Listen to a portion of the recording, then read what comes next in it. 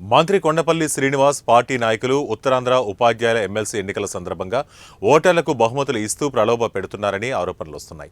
పలు ఛానళ్లలో అబద్ధపు వార్తలను ప్రచారం చేస్తున్నారని ఆరోపిస్తున్నారు.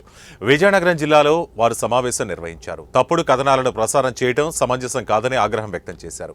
అంతేకాకుండా అలాంటి వారిపై చట్టపరమైన చర్యలు కూడా తీసుకుంటామని హెచ్చరించారు. కొన్ని న్యూస్ ఛానల్స్ కానివ్వండి,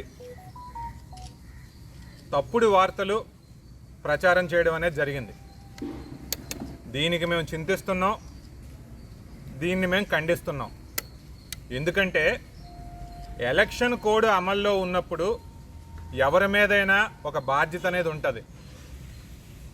తప్పుడు రాతలు రాయడం కూడా ఒక నేరమే. మరి అటువంటి పరిస్థితుల్లో ఇలా ఎందుకు రాయాల్సి వచ్చిందో తెలియదు. విషయం ఏంటంటే, నిన్నటి రోజున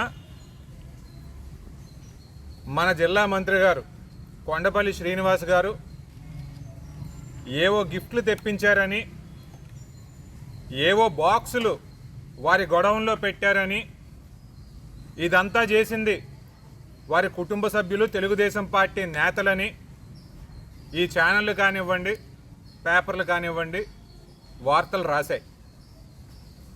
ఈ విషయం తెలుసుకున్న వెంటనే మంత్రి గారు వివరణ ఇచ్చారు.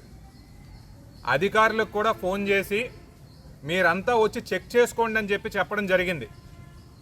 ఈ సాక్షి ఛానల్ ఏదైతే ఉందో, సాక్షి ఛానల్కి కూడా ఫోన్ చేసి అధికారులు వచ్చి ఓపెన్ చేయబోతా ఉన్నారు, మీరు కూడా వచ్చి వెరిఫై చేసుకోండి అని చెప్పడం కూడా జరిగింది.